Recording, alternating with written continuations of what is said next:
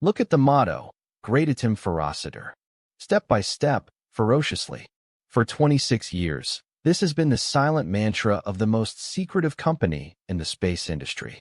While Elon Musk was exploding rockets in public and capturing every headline on the planet, Jeff Bezos was quietly building a rival empire in the shadows of the Washington woods.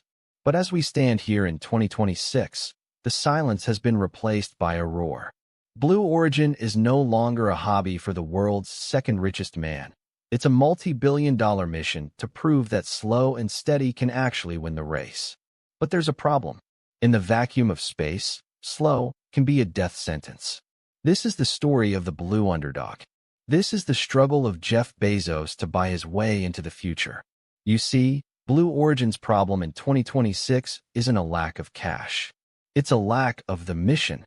Today, I'm going to reveal the truth about the New Glenn delays, the secret boardroom war between Amazon and Blue Origin, and why Jeff Bezos is willing to liquidate billions of dollars in Amazon stock every year just to keep his space dreams alive. This isn't just about rockets. It's a masterclass in the innovator's ego. If you think having infinite resources is enough to conquer the stars, you haven't seen the friction inside the Blue Origin headquarters. To understand the tension of 2026, we have to look at the Bezos versus Musk rivalry. It's the ultimate clash of personalities. Musk is the chaotic genius who moves at light speed and breaks things. Bezos is the master of the everything store, a man who believes in perfect logistics and long-term infrastructure. But in the space race, perfection is the enemy of progress. While Blue Origin spent years perfecting their for engines, SpaceX was already landing boosters on drone ships. In 2026, the gap is visible to everyone. Bezos is trying to build a 5-star hotel in orbit, while Musk is already building the bus line to get there. The blue monopoly is struggling to compete with the red speed. But the real game changer in 2026 is the Blue Moon lander. After years of legal battles and political lobbying, Blue Origin finally secured a seat at the table with NASA's Artemis program. They aren't just a launch company anymore. They are the architects of the lunar base. By positioning themselves as the safe and reliable alternative to the chaos of SpaceX, Bezos has turned Blue Origin into the ultimate government contractor. In 2026, they are building the infrastructure that will allow millions of people to live and work in space, a vision that goes far beyond just visiting Mars. They are betting on the orbital economy, where the real profit isn't in the journey, but in the destination. Inside the massive factory in Florida, the vibe is corporate space. It doesn't feel like a startup. It feels like a legacy defense contractor with a high-tech facelift. In 2026, Blue Origin has finally moved past its suborbital phase with New Shepard.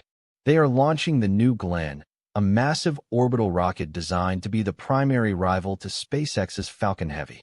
But the pressure is immense. Every delay costs millions, and every failure is a blow to the Bezos ego. The company is struggling to find its soul, caught between being a visionary project and a bureaucratic machine. They have the best tools and the best facilities, but they are still searching for the fire that drives their competitors. Let's talk about the orbital reef. In 2026, the International Space Station is reaching its end, and the race to build the first business park in space is on. Blue Origin is leading a consortium to build a private space station for researchers, tourists, and manufacturers. This is the ultimate Amazon strategy. Own the warehouse where everyone else does their business. Bezos doesn't want to explore. He wants to manage. He wants to be the landlord of low Earth orbit. By building the space station and the cargo ships to supply it, he is creating a closed-loop ecosystem that could eventually be more profitable than Amazon itself. But he's fighting for the same piece of sky as a dozen other startups. Look at the geopolitical shield.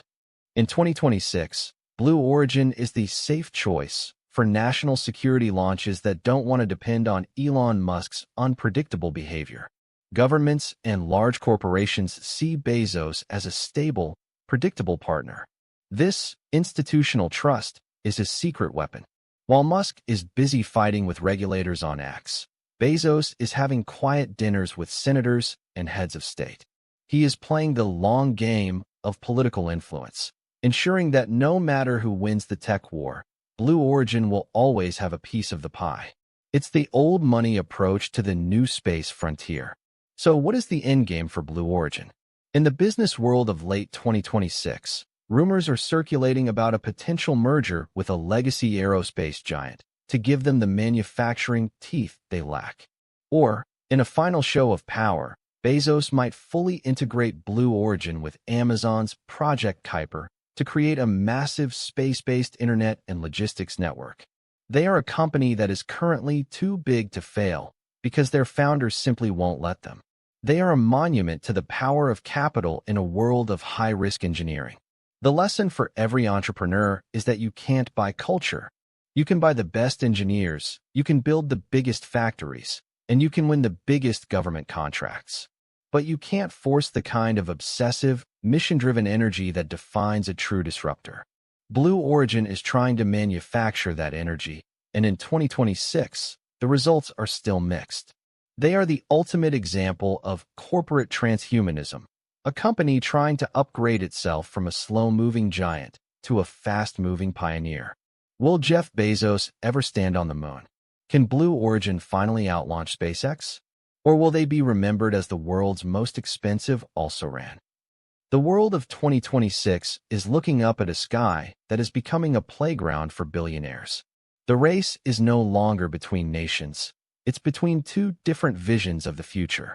One is a wild dash to the unknown, and the other is a careful construction of a new empire. The era of the government monopoly on space is gone. The era of the billionaire rivalry has reached its peak. What do you think? Are you a fan of the Blue Origin slow and steady approach, or do you want the SpaceX fast and loud future? Let me know in the comments below. We're watching the giants of the future so you can see the moves before they happen. Hit that subscribe button and stay ahead of the curve. Thanks for watching, and I'll see you in the next one.